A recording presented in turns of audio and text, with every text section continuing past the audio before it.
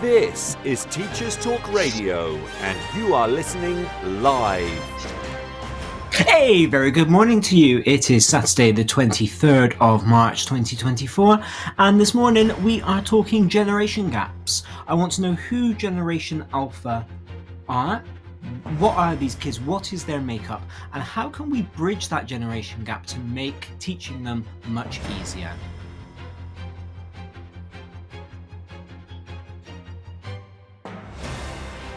This is Teachers Talk Radio, and you are listening live. Tune in live at ttradio.org, or to join in the conversation, download the Podbean app and search Teachers Talk Radio. Follow the hashtag TTRadio. Tune in, talk it out with Teachers Talk Radio.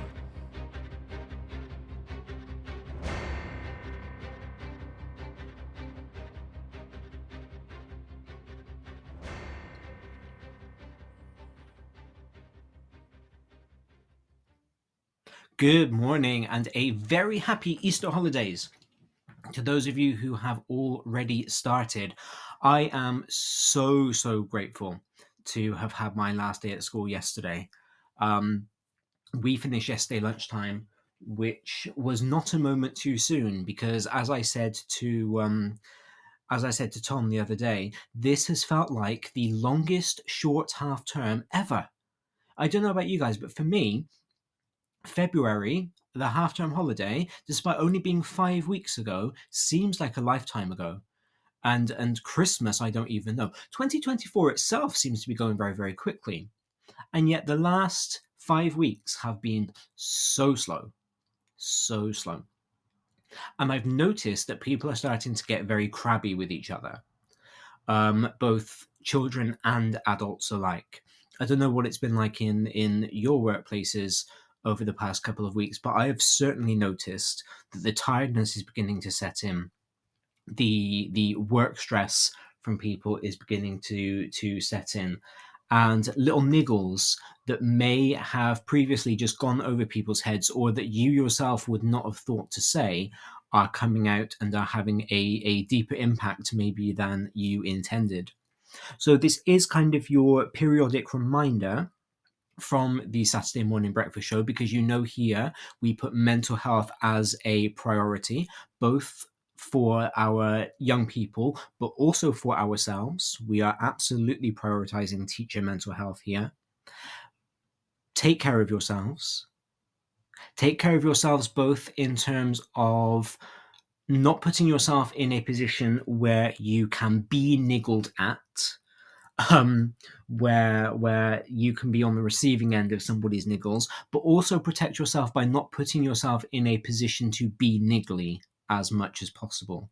Be aware of how you're feeling, be cognizant of how tired you are, put whatever strategies you need into place to not exacerbate any kind of situations. Because we know how quickly these things can escalate. We've all been in those situations before, and just make sure that it doesn't happen to you. Of course, if, like me, you are fortunate enough to already be on holiday, then that's okay, and that can be mitigated. If you still have 4 days to go, if Bank Holiday Friday is your first day of the Easter break, then good luck. I will be crossing all of my crossable body parts for you, and just kind of keep those barriers up a little bit, just to keep yourself safe. And then remember that we are hurtling towards the summer now. We all know that if we can make it through the autumn term, if we can make it to Christmas, then the rest of the year goes very, very quickly. But that's especially true of the Easter holiday. So now that we've got to this part, and those of us that teach exam and year groups, we are moving towards exams. Year 6 and Year 9 will have their SATs very, very soon. Year 11 and Year 13 will have their GCSEs and their A-levels respectively. Some Year 12 classes may be taking AS levels. We are in exam season, which is high stress for everybody. But we will get through it, and we do every single year. It doesn't always feel like we will, but we do. And then we come back the next year, because clearly we are gluttons for punishment. But mental health is not why we are here today. This is not what the show is about today. Today, I'm talking about the generation gap. I watched a video a couple of weeks ago. And in fact, it was a couple of weeks ago because I almost scrapped my last show in order to do this one. Except I saw the video about an hour and a half before I was going to go on air and I figured that wasn't enough time for me to do any research. So I didn't. But I saw this video that was talking about the traits of Generation Alpha. And kind of the psychologist who was talking was listing all of the different things that define the current generation of young people. And it suddenly clicked as to why they can sometimes be quite difficult to work with, because they are very different to Generation Z, Generation Z, depending which side of the pond you come from. You know, the kids that we have been used to teaching over the past few years, and the year groups that are now aging out of our current school system. And there is that strange dichotomy right now where we actually have two generations in school, because Generation Alpha are currently around 14, 15 years old. They're the generation that started being born in the 2009-2010 school year. So we've got them, but we've also got the Generation Z group at the top of the school, kind of from year 10 onwards. We've got our last lot of Generation Z starting to take their exams. And so what we have, strangely, is this this dichotomy where we've got two generations that we are teaching. And then, of course, we as teachers are different generations. So, you know, I'm an older millennial. I was born in 85. So I'm kind of on that older end of the millennial cusp. Social media doesn't seem to realize that those of us who are millennials are in fact approaching our 40s, if not already there. They're still using us as shorthand for young people, which is beginning to grate on my nerves, to the extent that it actually took me a long time to realize that I'm a millennial, because in my head, millennials were all like 4-year-olds. And then I was like, oh no, actually, that's me. So we've got us, but we do also have some of the older Generation Z people coming into teaching. Some of our ECTs could actually be the same generation as some of our older pupils, particularly those of us that teach in the sixth form, those of us that teach years 12 and 13. And so you've got teachers who are perhaps the same generation as some of their pupils, albeit a little bit older. Then you've got those of us who are kind of in the middle. We've still got our Gen X teachers, and we still have some boomer teachers. So we have got a whole swathe of different generations all working together and all kind of labeled as the same thing.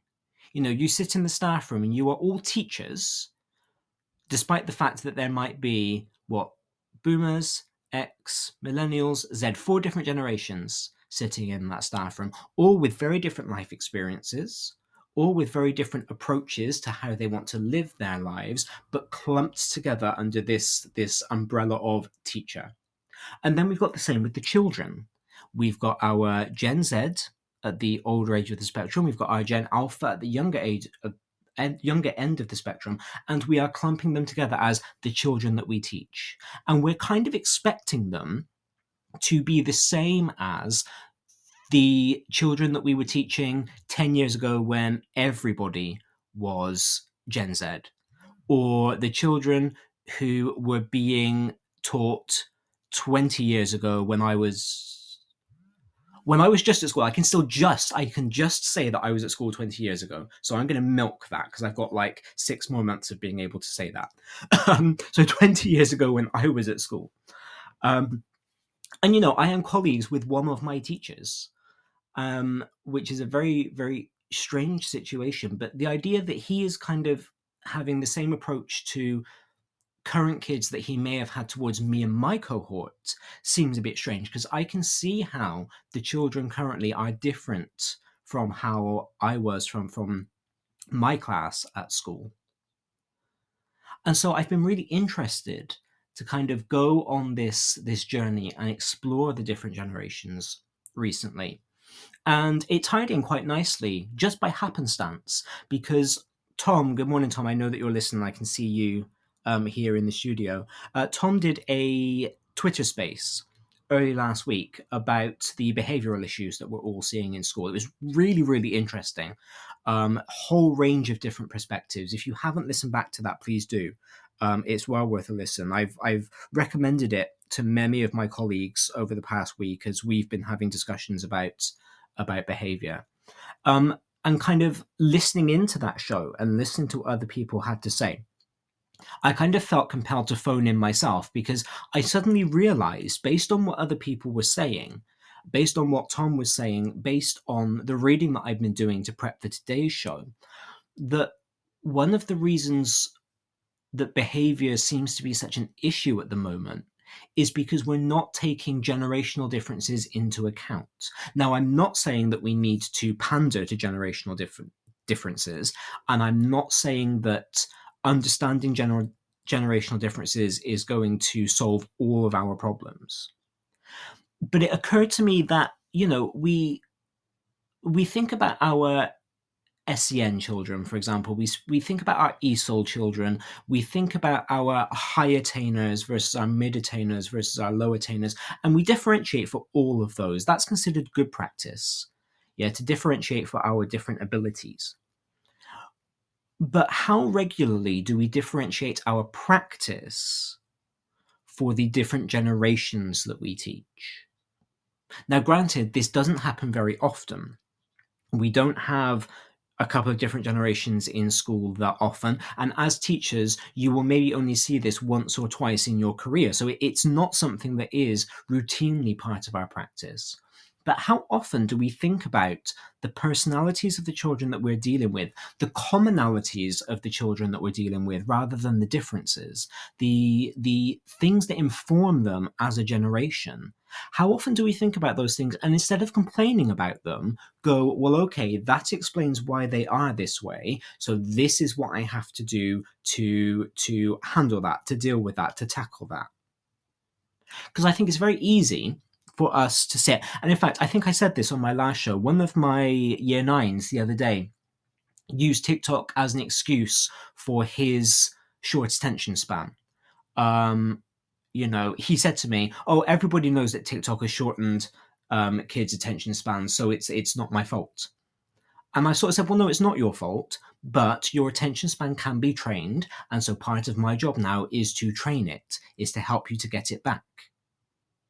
So if the children understand their generational differences and are willing to use them as an excuse, we need to understand the generational differences so that we can explain what we are doing to differentiate for that, so that we can explain what we are doing to make education work for them, instead of trying to shove them into the box that we have for education as it has been for the past 20, 30, 40, 100, 1,000 years, and then wonder why they're not responding to us. So that's what we're going to talk about today. I want to do a dive into who Generation Alpha are. Who are these individuals? And you'll notice, I hesitated over this in the intro. You'll notice that I'm using are instead of is. Who Generation Alpha are instead of who Generation Alpha is. I'm aware that that is not standard English. I'm aware that I should say who Generation Alpha is, because they are one generation. But the key thing that I have found today is that Generation Alpha is the most individualistic generation that we have, or that we have ever encountered. So I'm going to use are when I talk about them to recognize the fact that they are individuals. But I do just want to explain that I do understand that generation is a singular noun, because, I'm a linguist and it would be fairly embarrassing for me if it looked like I didn't know that. This show is brought to you in partnership with John Catt Educational, publishing professional development books and resources to support great teaching and learning in schools around the world. Have you checked out their latest releases? Use the code JCTTR2324 for 20% off your order. Don't miss out. Visit johncatbookshop.com to explore their full range of titles and advance your own professional development today. Happy reading. This is Teachers Talk Radio, and this is Teachers Talk Radio News.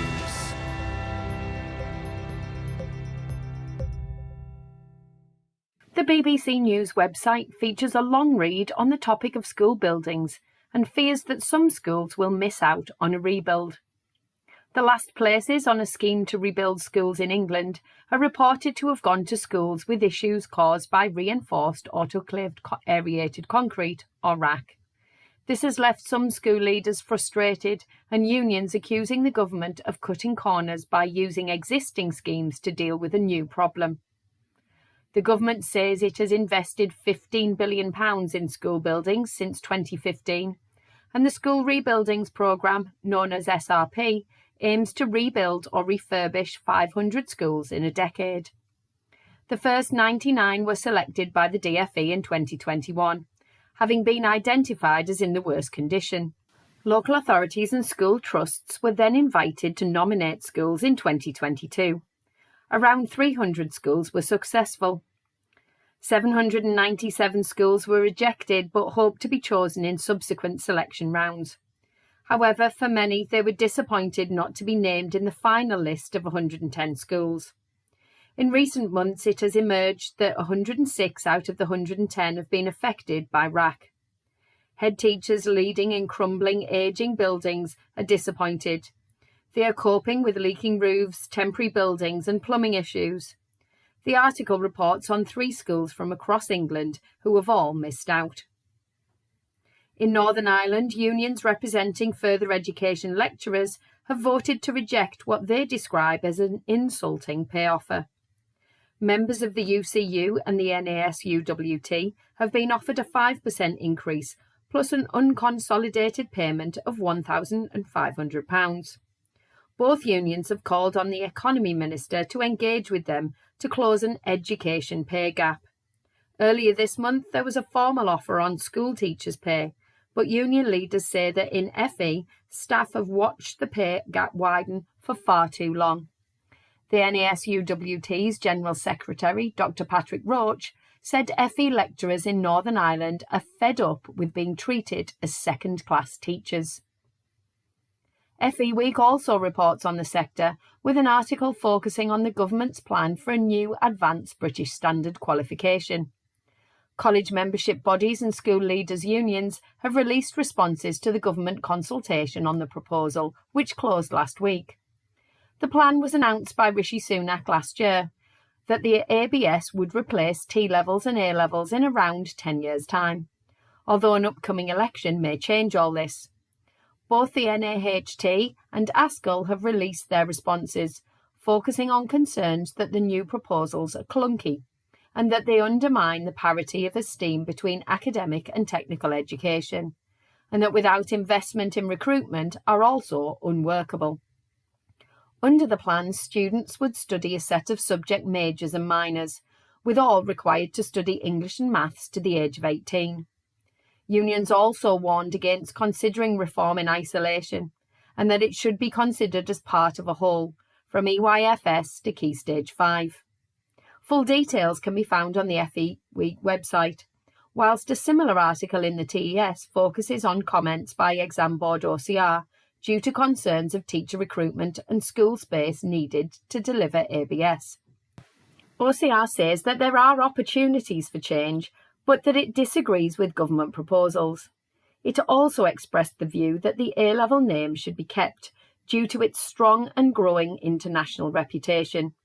For further analysis, you can read more on the TES magazine website. Finally, student loans are in the news again after an FOI request from the BBC revealed the highest outstanding student debt is more than £230,000. The figures also reveal that another loan holder has accumulated nearly £55,000 worth of interest. The student loans company says graduates in England leave university with an average debt of just under £45,000. The FOI request was for details of the highest amount of student debt owed for each of the 5 student loan plans on offer. The amount graduates repay and the length of the loan vary from plan to plan and depend on when and where they went to university and their degree type. The figures have sparked debate again amongst many students, graduates and others. It's almost 15 years since tuition fees were tripled in England. Fees now cost a maximum of £9,250 in England. Debts are written off at the end of loan terms, but this is usually after 30 years. The Student Loans Company processes around 1.5 million loan applications per year. A spokesperson for the website Save the Student described the high figures for outstanding debt as eye-watering, and the NUS said the system discourages people from working-class backgrounds from going to university. The Department for Education said its reforms mean no graduate will pay back more than they borrowed when inflation is taken into account. This has been your Teachers Talk Radio News with Joe Fox. Thank you, Joe. Your news is always interesting. I love catching up with all of the different things that you report on each week and that we may have missed. So the show today, we are trying to understand Generation Alpha. We are trying to figure out what makes up these children who are sitting in our classrooms, and for many of you who are parents, maybe sitting in your own homes as we speak. My research for this week comes predominantly from a white paper called Understanding Generation Alpha. As always, I will I will tweet a link out to this at the end of the show. My Twitter is at Mr. D. Lester. That's MIDLESTER, all one word. Feel free, if you are listening, either listening live or listening on playback, and you've got something to say, to tweet me in relation to what we are talking about today. I am always interested to hear what you guys have to think.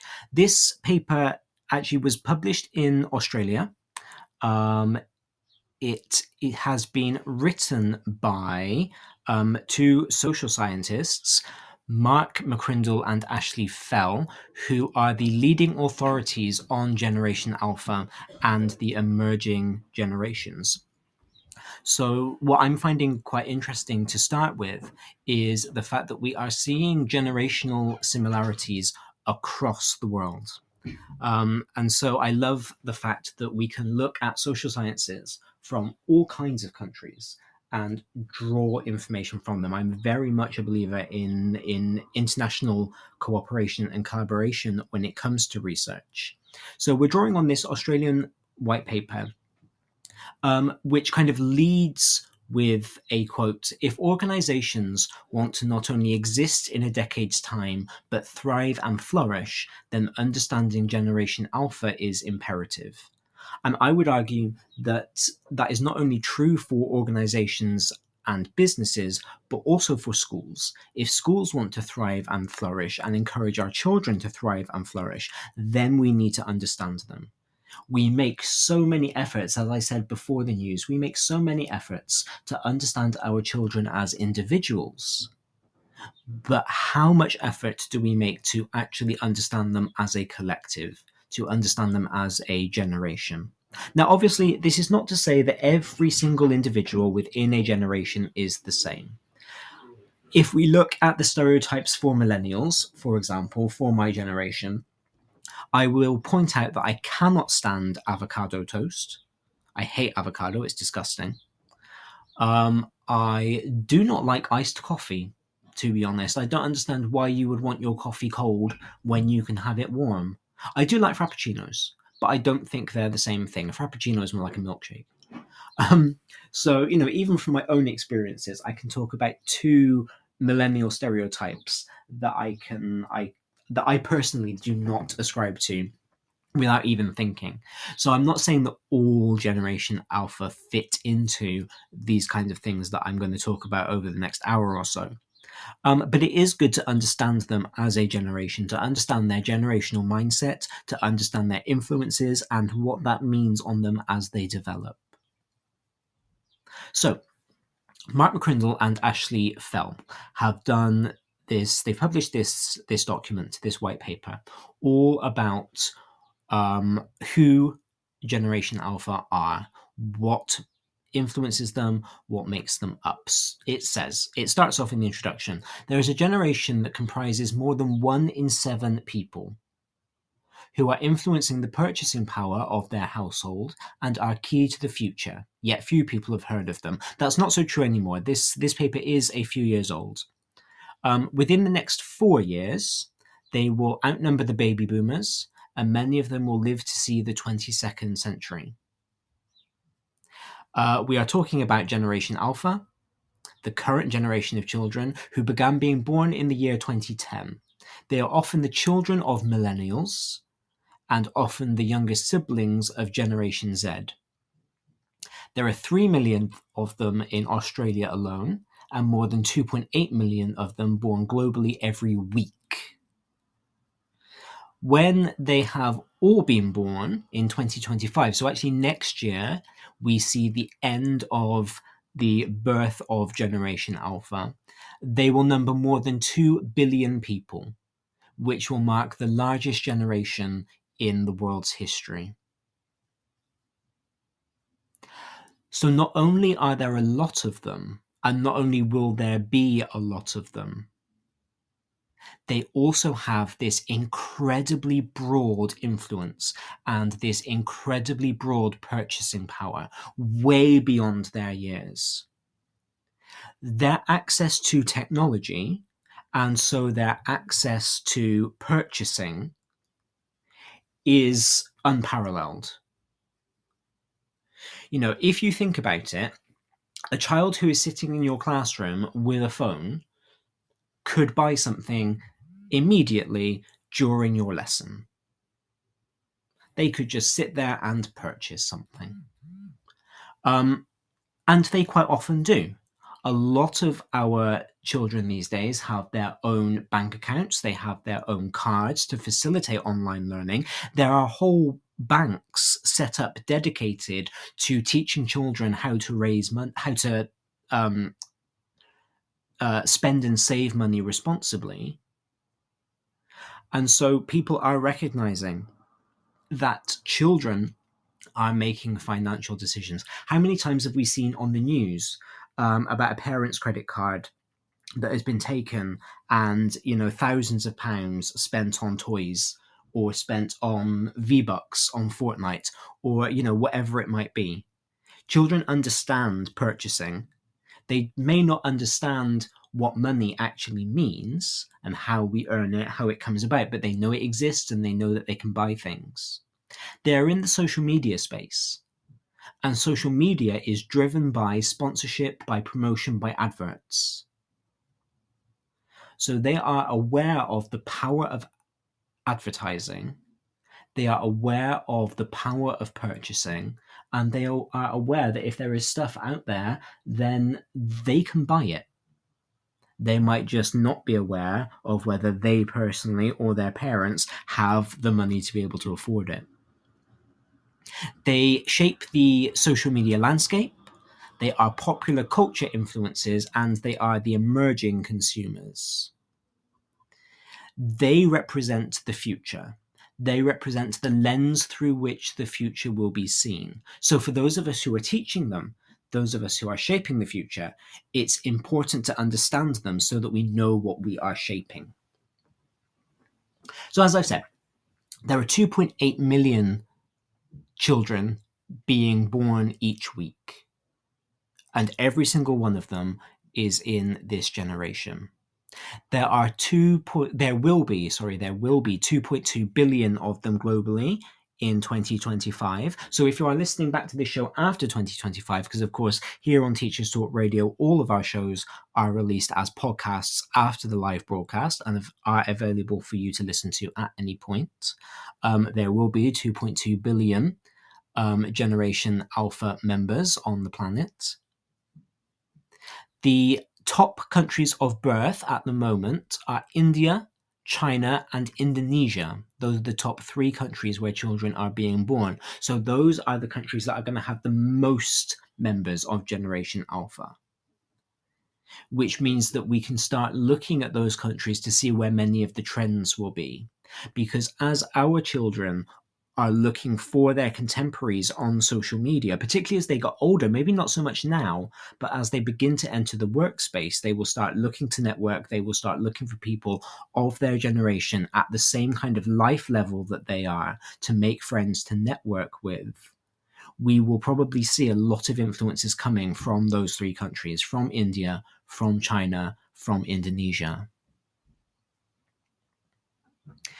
They are the children of the millennials, as I have already mentioned. They will be the parents of Generation Gamma. So it looks like we are moving full time into the Greek alphabet to label our generations now. They are variously called. So in the same way that I, as a millennial, that seems to be the label that has stuck. We were originally Generation Y, because of course we came after Generation X. But then millennials stuck because we kind of came of age during the turn of the millennium. There are other labels for Generation Alpha. So you might hear them called Generation Glass. You might hear them called U-Pages or Up-Ages. You might hear them called the Global Generation. And you might hear them called multimodals. So those are other terms that that you might hear used for them. But they are generally Generation Alpha. It was felt by sociologists that going back to Generation A didn't quite fit right. So we have Generation Z. So we've come to the end of the, I'm going to say the English alphabet, because, of course, not all alphabets that use the Roman alphabet use the letter Y. So we've come to the end of the English alphabet. And sociologists decided they didn't want to cycle back round. They could have done, because by the time they got back to X, none of us will be here to have to know that our generations are being recycled. But they decided that because we were in a new century, they are the first generation to have been born entirely in the new century.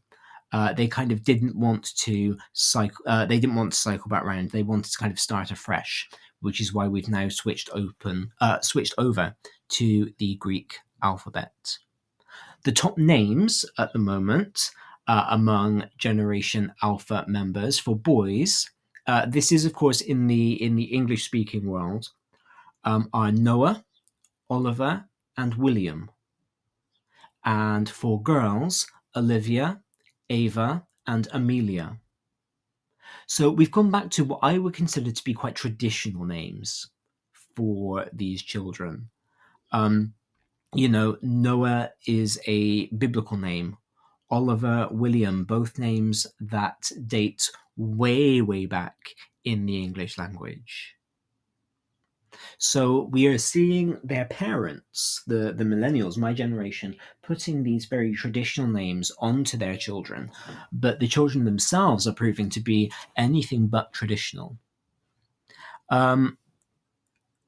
We pretty much all know this, but just in case you don't, the tech that they like, the tech that is trending with them, the tech that they are interested in, are AirPods. Twice in a year 9 lesson yesterday, I had to ask the same child to remove his AirPods while I was talking. Siri, interestingly, is quite popular. She, I find, in the classroom goes in and out of popularity, but children are getting more and more used to voice activated commands. So they are used to things like, I'm not going to say them just in case you've got one and I set it off, but they are used to Amazon's A.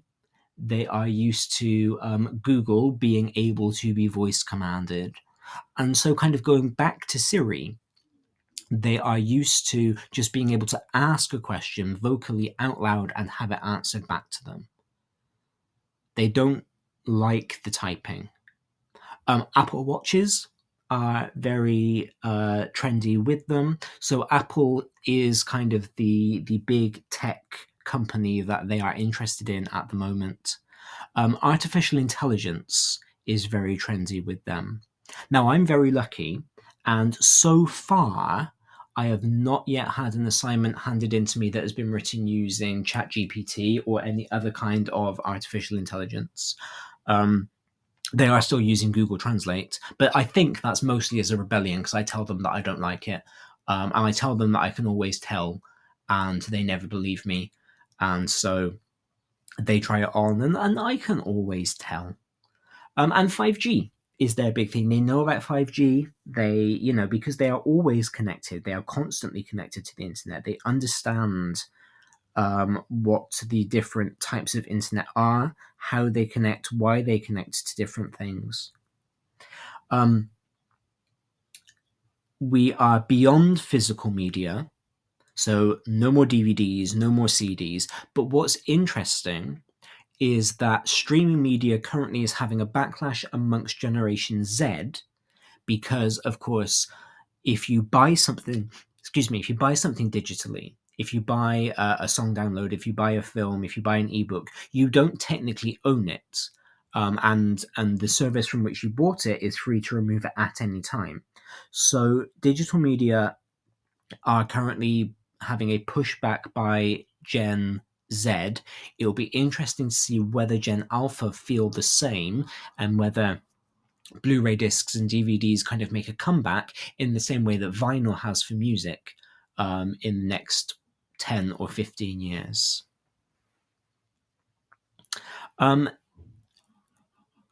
What's quite interesting, though, about Generation Alpha and their technology is the coincidence of things. So, as I've already mentioned, Gen Alpha began to be born in 2010.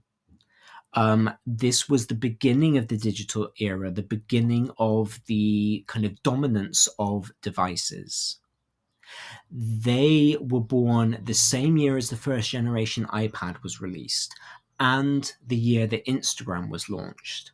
So Generation Alpha will never have lived in a world without iPads and Instagram.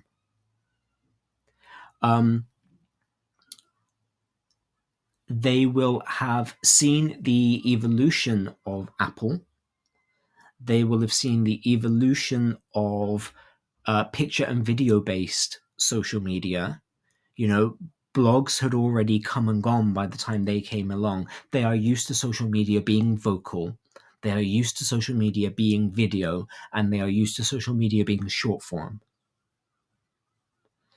And so that's really important for us when we think about engaging them, when we think about what they are used to, when we think about training their attention span, because again, they are used to this short form media.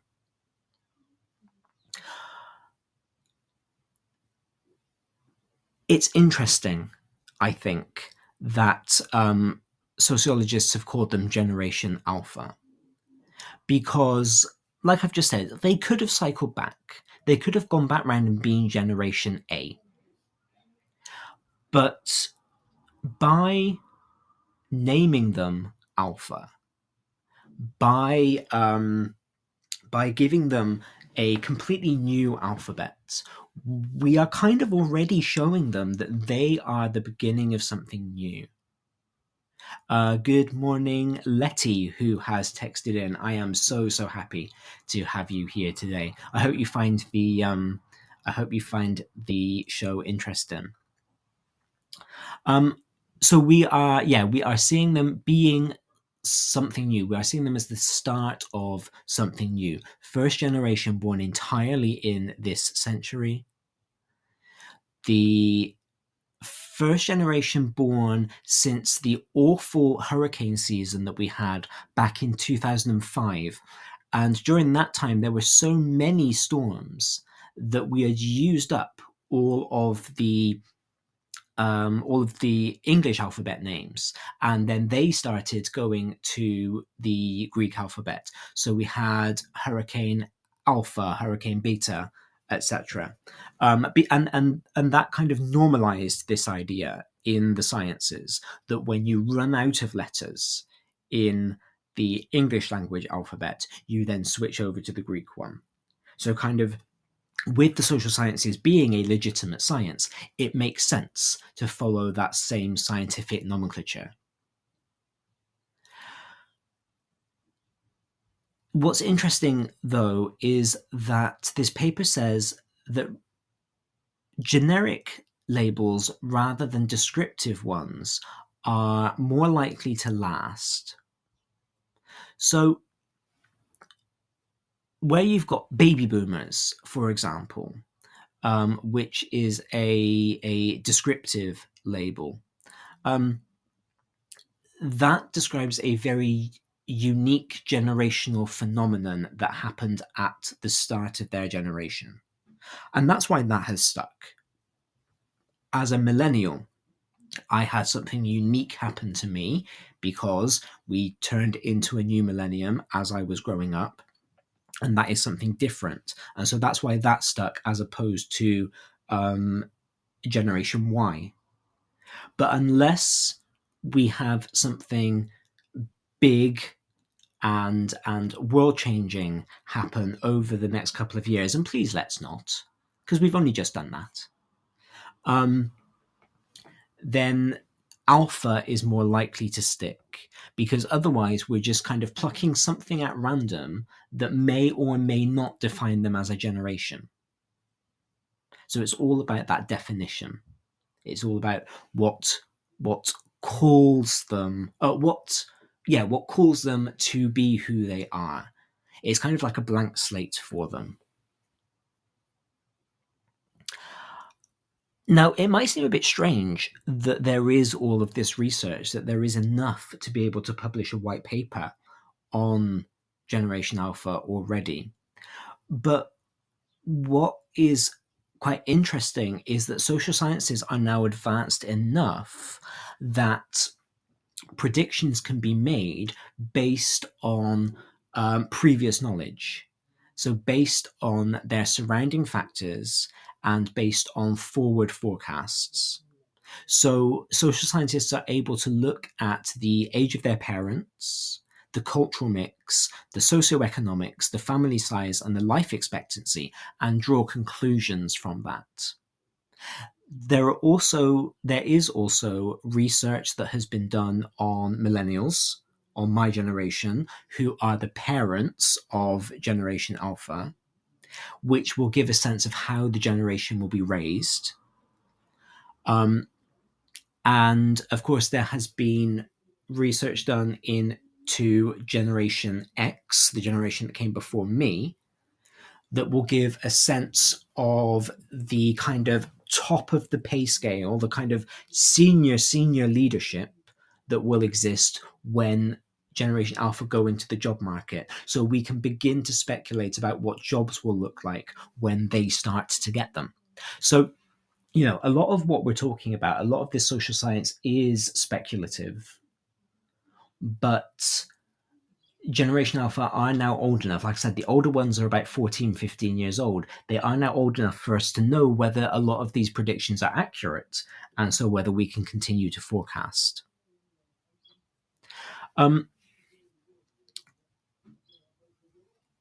We are also able to look at this idea of tweenhood. Now, the idea of being a tween, so that's somebody between the ages of 8 and 12, so not quite a teenager, but beginning to mature. That has been around for a little while.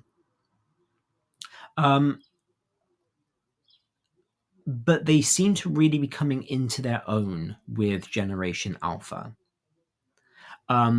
Particularly after Generation Z. When Generation Z were tweens, when they were in that 8 to 12 demographic, we saw that shift in them.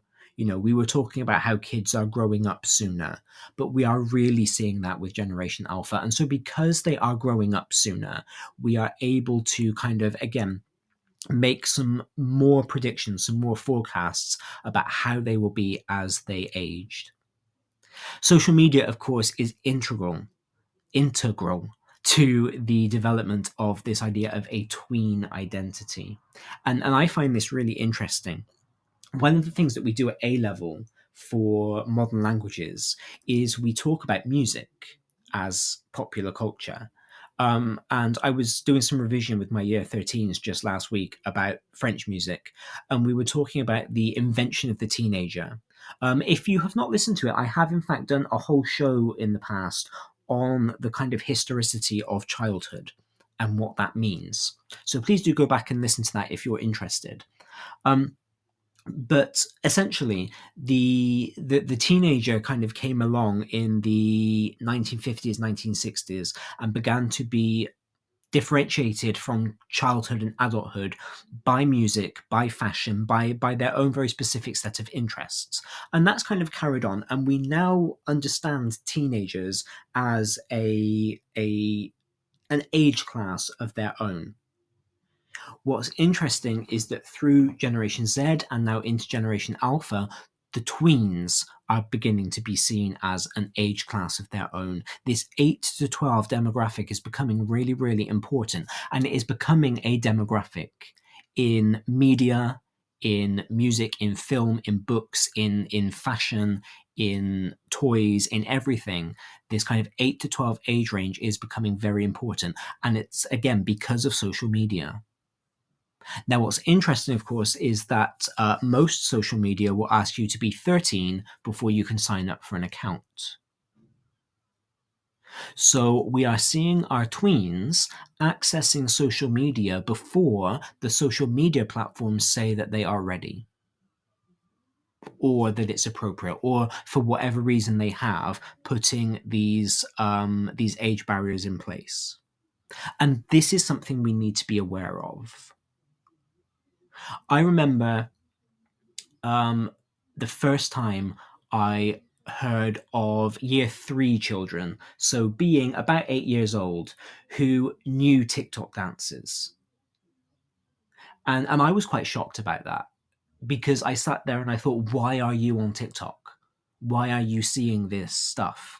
And unfortunately now I've noticed my own reaction has become less shocking. You know, I've seen adverts for youth dance classes aimed at tweens where TikTok dances are part of the draw. We will teach you how to do these things that you are seeing on social media. And for me, there's that internal struggle. It's like, shouldn't we be fighting this? Shouldn't we be stopping them? Because the social media sites themselves are saying that the tweens are not supposed to be there. But then we also kind of have to accept that the tweens are there, they are in these spaces, and part of our duty of care is to teach them how to navigate them responsibly. It's really difficult. It's really difficult. And I don't know what the answer is. As a teacher, I don't know what the answer is. I don't have children of my own. I'm not a parent. So I am in no way qualified to even speculate on what the answer might be for parents. But it is a very difficult situation to be in. Tim has texted in, good morning to you. For those of you who are long-term friends of the show, you will know that Tim has been here right since the beginning. He was, in fact, my very first guest here on Saturday Morning Breakfast. Tim is a children's literature specialist. He is an author of teen, tween, and YA books, and he has multiple degrees in children's literature. So he knows a lot about all of these kind of generational differences and what makes up who these children are. He texted in to say, I was just going to ask if you think we need to recognize the teenager in the same way the concept of a teenager was. I know this is something that writers for that age group have been pushing for, and something I believe booksellers are starting to pick up on. It's interesting, isn't it? Because if they are emerging as a demographic, then as a business, it makes sense to latch onto them, to target them. And this isn't new. You know, if you think back to the Scholastic book fairs for when we were at school, they were very much aimed at the tween market. You know, all of those lovely pulp series that went on for years and years and years, and there was a new book every single month. You know, the Goosebumps books, the Animorphs books, all of those. They were my two favorite series. They were aimed at us when we were tweens. So, you know, this idea isn't new. And this concept of middle grade literature isn't new. But what is new is that they are becoming a very firm, emergent market. It's no longer that you had maybe $2.99 pocket money, so you would take that to the book fair and buy an Animorphs book, like I did. It's now that you can go into Waterstones, you can go into the Works, you can go into the supermarket, anywhere that books are sold, and you can find a table, a display, an aisle dedicated to you and to your age group. Now, as a teacher, I am never going to say that we shouldn't be encouraging children to read. And I think if we can show children that we are interested in what they're interested in and not patronize it and not pretend that we understand it and not pretend that we like it too, but to recognize that it's important to them, then that will help them to feel valued, and it will help to get them on side as we show them why they need to be educated, why they need to work in society, all of that sort of stuff. And so I don't think it's necessarily a bad thing that we are seeing the tweenager become their own little kind of subgroup. Although I will ask, kind of as a teacher, at what point does that stop? How small are these categories going to become? I remember, for example, when I was younger, we had these really lovely books. We got them from Toys R Us. They were really lovely books. They were white covered, hardback, and they were called Bedtime Stories for blank-year-olds. And between us, me, my brother, and my sister, we had all of them. Bedtime stories for 4-year-olds, bedtime stories for 5-year-olds, bedtime stories for 6-year-olds, bedtime stories for 7-year-olds. I loved those books. And it did feel really special when you would graduate up to the next age range.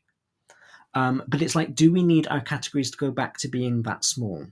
What makes a 7-year-old different to an 8-year-old? Why are they not included in the tween age categories? But then this is the same as whenever you try to define anything, there always has to be a limitation to the definition. There always has to be a boundary somewhere, and there will always be somebody arguing that your boundary is in the wrong place. But interestingly, on this same point, many social media sites are beginning to develop specific layouts, specific features for this emerging tween demographic. Now, again, this is not new. Many of us in my generation will remember things like Neopets, which was the logical extension of the Tamagotchi that we were all obsessed with when we were like 7 and 8 years old, where you would have your online digital pet. And that was aimed at children who were 9, 10, 11, 12 years old. It came with a little warning, please ask a grown-up before you go on this website, about when we had dial-up internet and everything cost like £1 a minute. So the idea of targeting to the youngsters isn't a new one. But what is different between when we were on the internet for the first time and the current generation is that we had a lot of built-in anonymity. There was no facility to upload a photograph of yourself. There was no facility to upload videos, to upload your voice.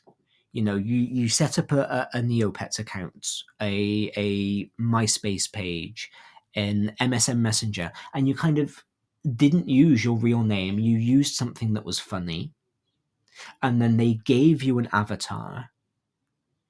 Or maybe you could upload a picture that you had been able to find on Yahoo. But there was no way to put your own picture on there because digital cameras weren't a thing yet. And so we kind of had this anonymity that doesn't exist anymore. We see lots of tweens actively engaging in YouTube, making videos. Toy influencers are massive. Children having their own YouTube channels in which they open toys and earn more money than I do doing so. is a huge subsection of YouTube. I saw something, was it yesterday, about an 8-year-old child who has just bought a house. You know, because she has been social media savvy, she has been able to pay to save up money to pay for her own house. There are still virtual pets. There are still dress-up games. And so there are lots of ways. There are lots of ways to for the tweens to be online. This is also why another word for Generation Alpha are the up ages. Because there is this idea that they are up aging, that they are growing up faster than anybody ever before. And this is always said, you know, I'm not saying anything new about the next generation. And Generation Alpha will say this about Generation Gamma, etc., etc. None of this is new. We always say that they're aging faster than before, but they are. And their access to technology, their access to information, their access to external influences is part of that, because they have a wider circle than ever before. They have a much, much wider social and influence circle than before.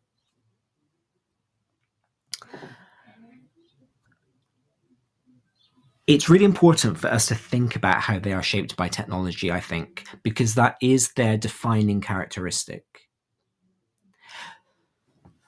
They have had access to devices like smartphones, like tablets, like video games since birth.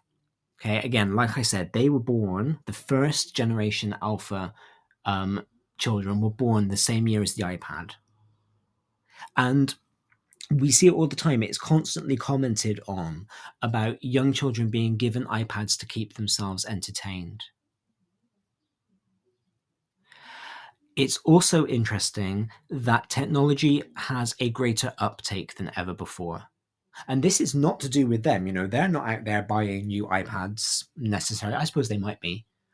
But it's to do with their parents. It's to do with us, because we are buying the technology. Radio took 38 years in order to reach 50 million users. Television took 13 years to reach 50 million users. The iPod took 4 years. The internet took 3 years. Facebook took 1 year. And Pokemon Go took 19 days to get to 50 million users. So technology is a huge part of the lives of these children, not necessarily because they are choosing it, but because we as the adults are choosing it. We are taking it up. We are using it to make our lives simpler. And so when the children are watching us to learn how the world works, that's what they're seeing as how it works. They are seeing that the grown-ups are using their technology. They are using their iPads to watch TV. They are using their phone to find out how to get to the restaurant. They are catching the driverless train.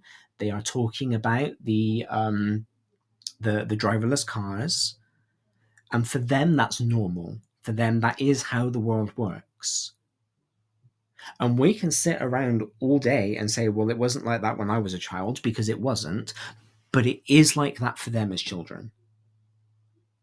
That is the world that they are in. That is the world that we have created for them. And we can't complain about that. You know, a child being addicted to their phone, a child being addicted to their tablet is not their fault. So we have to learn how to make it work for them.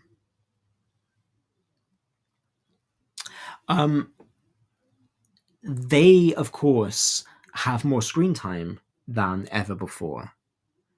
You know, I remember sitting and watching TV at 4, 5, 6 years old, and there was always the warning on the television. Make sure that you are sitting so many feet away. Make sure that you've got the lights on so that you don't strain your eyes, all of that sort of thing. You know, there was a real fear around screens. But now screens are everywhere. I'm sitting here in the studio and I can see 1, 2, 3, 4, 5, 6 screens just with a quick glance around the room.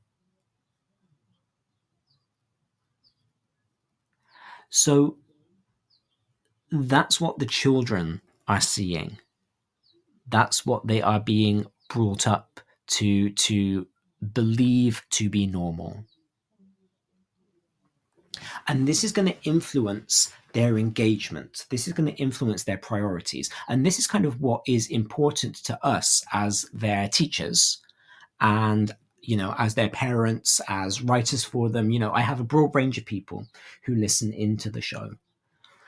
And so it is really important to think about what their priorities are going to be.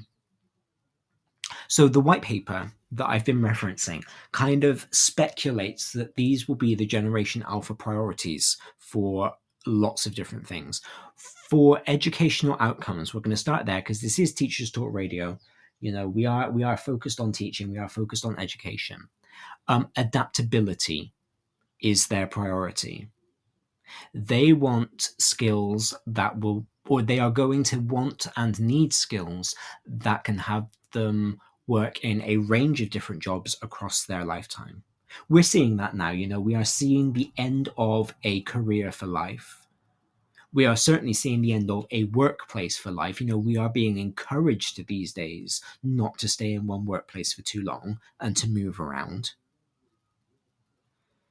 But it might be that Generation Alpha are not even staying in the same career as they move around. So they want skills that are adaptable. Their school focus is different. So even up to Gen Z, so our current kind of 16, 17, 18-year-olds, their focus has been exam results. For Gen Alpha, the focus is on skills. They want to learn practical skills. And this is kind of the ultimate culmination of the why didn't they teach us X, Y, and Z in school mentality. We always get that. Why didn't they teach us how to change a plug in school? Why didn't they teach us how to open a bank account in school? Why didn't they teach us how to change a plug in school? Oh, I already said that one. Pay a mortgage in school, pay taxes, whatever it might be. And hearing that so often, it sinks in and it has the children going, well, yeah, why aren't we being taught that? Now, up until now, school has existed so that specialists in certain subjects or certain age ranges can teach skills that are not necessarily accessible to the children outside of school. I have children coming into a Chinese lesson, let's say, because I am an adult in their lives who speaks Chinese and has the skill to be able to teach them Chinese. They might not have that from anybody else, but their parents will know, for example, how to open a bank account or how to pay a mortgage. And so the traditional school model has always been, well, these are the things that you can learn outside of school. These are the life skills that you can learn outside of school. You're going to come in to learn this very specialist stuff from somebody specific who has this knowledge. And then if you're interested, you can carry on learning it for yourself. That, I think, is beginning to shift. We are seeing that beginning to change. We are seeing the idea now of skills for life being more important, of showing the importance of your curriculum to a wider world. It's no longer knowledge for knowledge's sake, but it's now knowledge for how is this going to help me? How is this going to be useful to me? So I think if we want to keep our subjects alive, if we want to maintain interest in our subjects, we need to switch our focus slightly from exam results, which is going to be hard when the exam system doesn't change and when the ways in which our schools are judged doesn't change, but towards showing our pupils how our subject, how what we're teaching them is a useful skill for them to know. Their marketing will all be done by influencers. And that's something that's really important. Again, we don't want to be the really cringy people who walk into our classroom and start citing influencers. Did you see the new X video just dropped? Because children don't like that. They don't like when we try to relate to them on their level. They don't want us to come down to them. They want to come up to us. They want to have their space that is just for them and then join us in our space. They want to have two things. They don't want us having the two things. Okay. So for us, it's not about learning who the influencers are and using them to engage, but it's about understanding that the influencers are important to the children. And so how can I make that work to show them the importance of my lesson? As a languages teacher, I am so lucky because I can make children aware of the influencers, the niches that exist in the languages that I'm teaching. If you like ASMR videos, then ASMR videos exist in French, in German, in Japanese, just as much as they do in English. And that can then link back to this idea of skills for life, because it's like language is a skill that you can use to consume more of the content that you like. This might be harder in other subjects, but it is doable. It's about knowing that their marketing style is through influencers.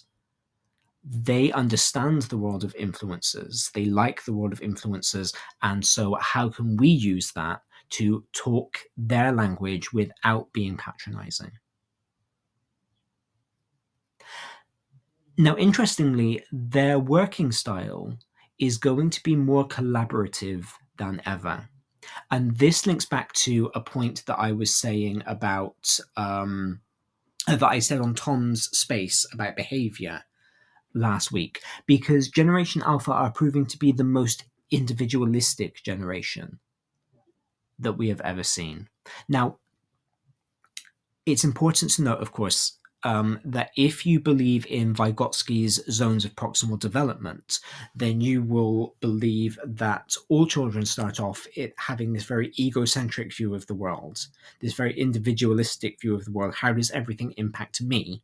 And then as they grow, as their brains develop, that becomes less and less, and they kind of naturally begin to function more as a member of society, and they begin to have more empathy and all of that sort of thing. So, there is, if you take a Vygotskian approach, there is a reason why we are seeing this individualism from them, because they are still very young. However, them being the most aware of their individuality, the most willing to embrace their individuality, explains a lot about their behavior. Because if you are very individualistic, if you have been brought up to be individualistic because your parents are millennials and we were also a very individualistic generation, then it is going to be difficult to sit in a classroom with 30 other individuals and have to learn the same thing as them and have to stick to somebody else's schedule. And we're not giving any flexibility because we are just expecting this very individualistic generation to fit into our boxes of, you will come in, there will be 30 of you in the room, you will all do the same work, broadly, you will all still have the same learning objective, you will all go and sit the same exam at the end of the year.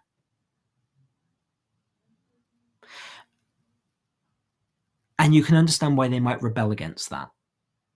You can understand why they might turn around and say, well, no, I'm an individual. Why should I do the same thing as everybody else?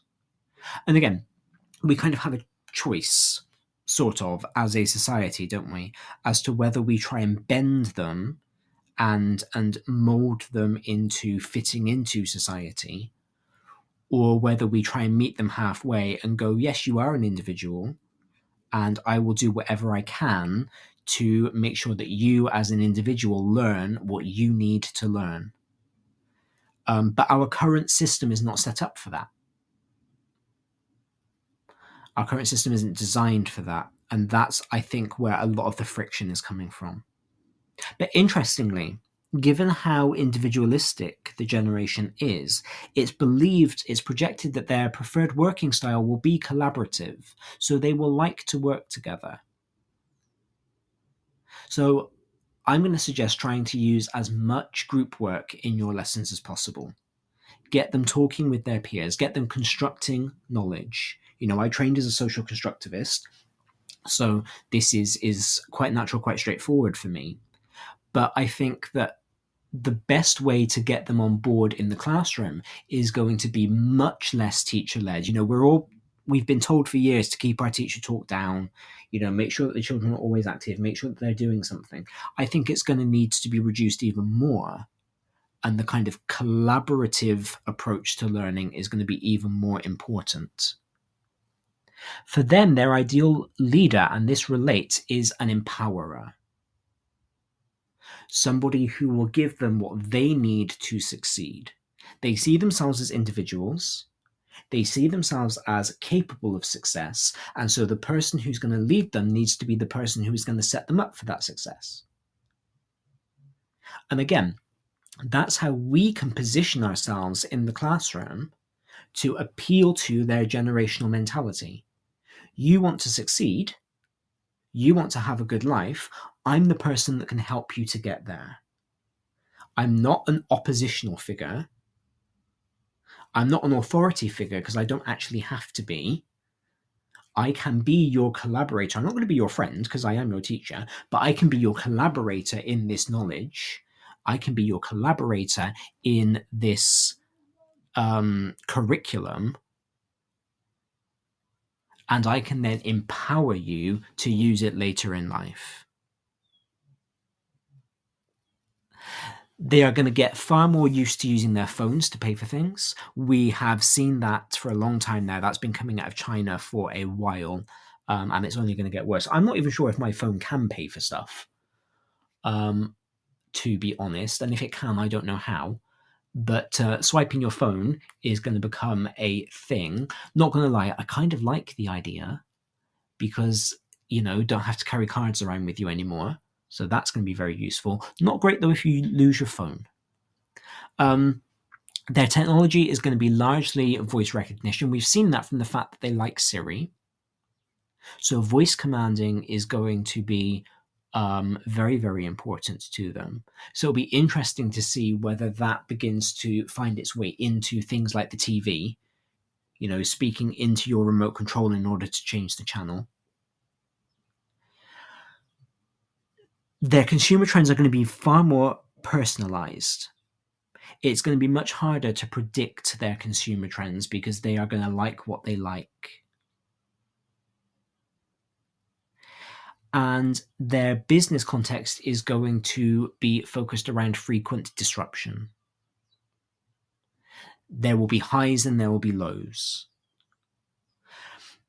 Now, I think a lot of that mentality is going to come from, again, us as their adults. I graduated into the 2007 economic crash, which has always given me a very unsafe attitude towards money. I've talked about this on the show before as well.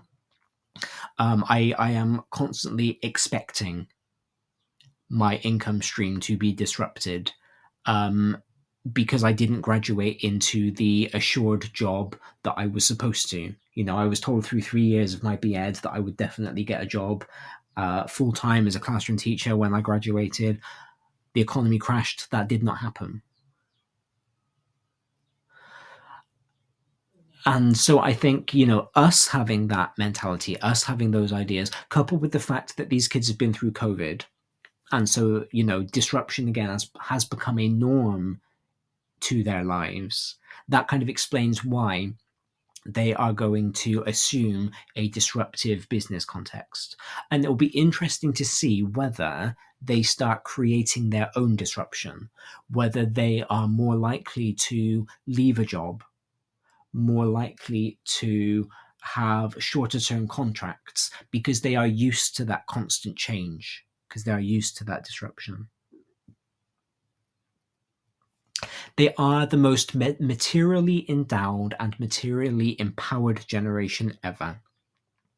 They have been shaped in an era of individualization and customization, where they can get their names printed into books, embroidered on their shirts, or written across a jar of Nutella. And again, that kind of explains their individuality, doesn't it? If your jar of Nutella has got your name on it in the Nutella logo, other chocolate and hazelnut-based spreads are available, then you are going to feel empowered as an individual. Because this brand, this thing that anybody in the world can buy has got your name on it. There are lots of technologies that they won't be used to using, that they won't have heard of.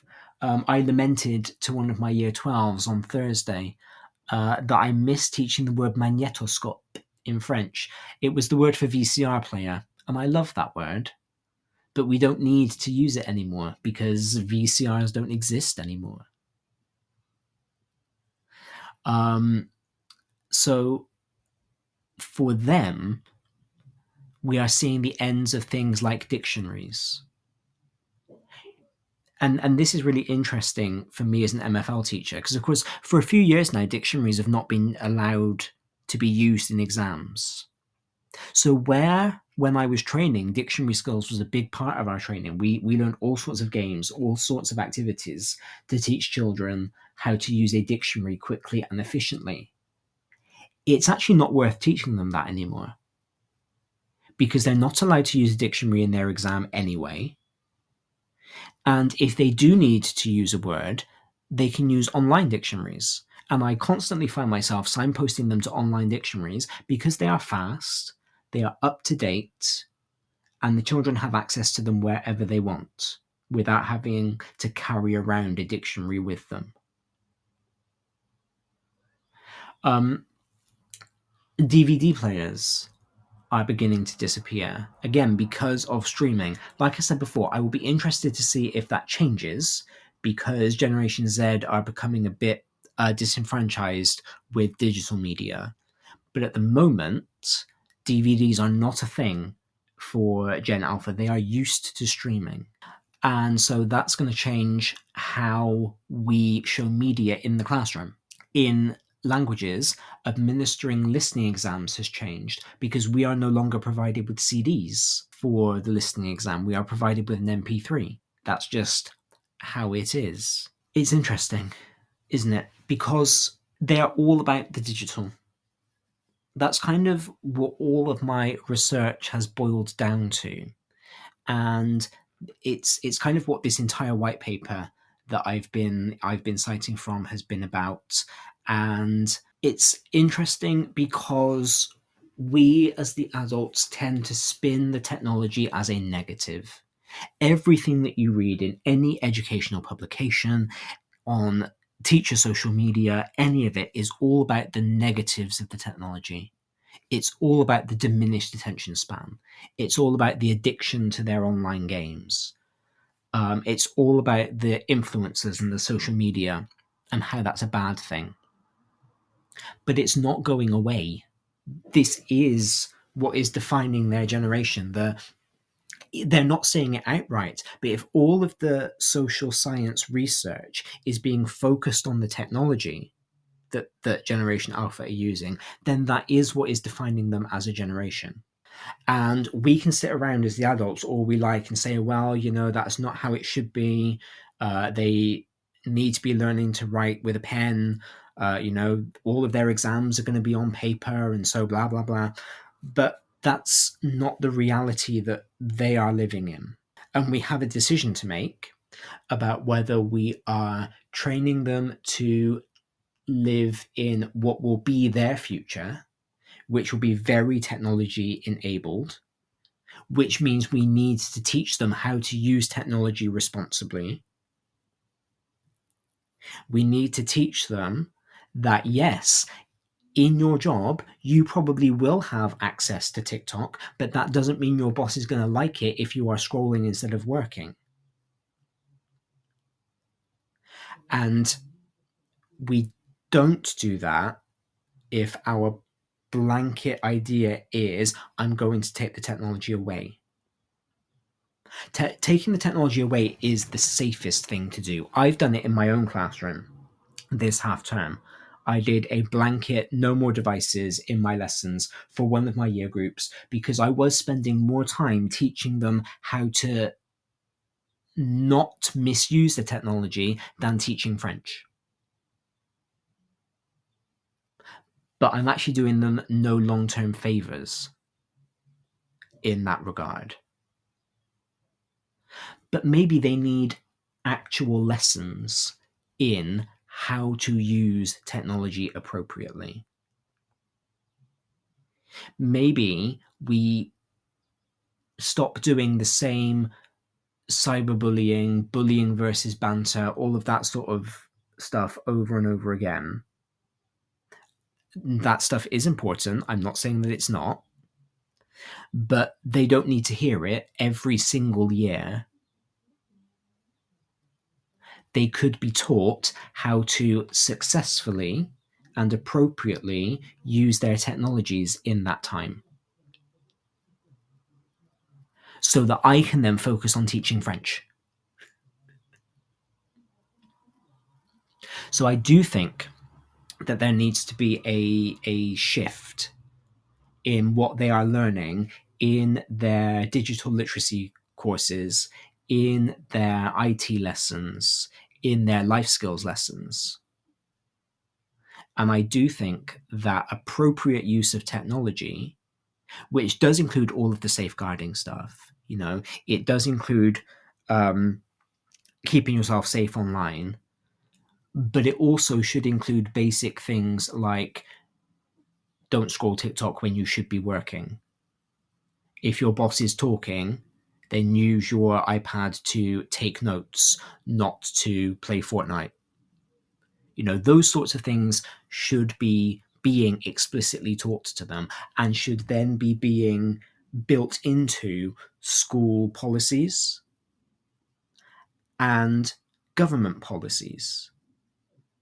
The ban on mobile phones that they were talking about a few weeks ago does not prepare our children for the future. What would actually be more helpful would be putting the funding, the safeguards, whatever, in place to help us teach our children how to use their phones responsibly in a professional setting, such as a school. Because vilifying the technology, telling the kids that the technology is bad, the technology is to blame for all of their ills, actually does not do them any favors. Leanne has texted in. Hello, Leanne. I'm really, really glad to have you here. Hope you've enjoyed the show. Leanne says, I agree totally. Still shoving handwriting down these kids' throats when I think when they have jobs in 20 years, they will probably not be writing on paper. It's true. It's a really difficult one, I think, with handwriting, because I recognize that there are kids who do still like to write things by hand. There are still proponents of handwriting who will say that it helps with memory and it helps for things to sink in. But I do also think that there is too much emphasis given to handwriting and the importance of handwriting when there are other things that we could be thinking about. And I think quite often when we encourage children not to handwrite, we also do it for the wrong reasons. We do it as a kind of an easy way out for them. And we don't always necessarily teach them the appropriate ways to word process. You've been listening to Teachers Talk Radio. Tune in live and listen back at ttradio.org. We look forward to hearing from you next time on Teachers Talk Radio.